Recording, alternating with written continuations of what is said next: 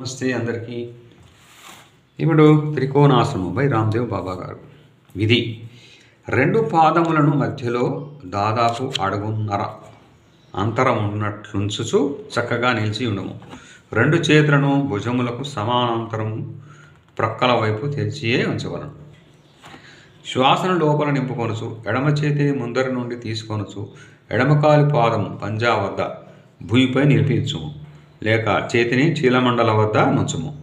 మరియు కుడి చేతిని పై వైపునకు లేపి మెడను కుడివైపునకు త్రిప్పుకొనుచు కుడి చేతిని చూడు. మరల శ్వాసను వదులుచు పూర్వస్థితికి వచ్చి మరల ఈ అభ్యాసమే రెండవ వైపున కూడా చేయవలెను. This is లాభాలేంటి? త్రికోణాసనం వల్ల కటి ప్రదేశము సుందరము మరియు మృదువుగా నవ్వును. పార్శ్వభాగముల క్రొవ్వును తగ్గించవేయును. వీపు ఎందలి మాంసకండరములపై బలము పడుట వల్ల వాని ఆరోగ్యం చక్కబడును. వక్షమును వికాసమనర్చును.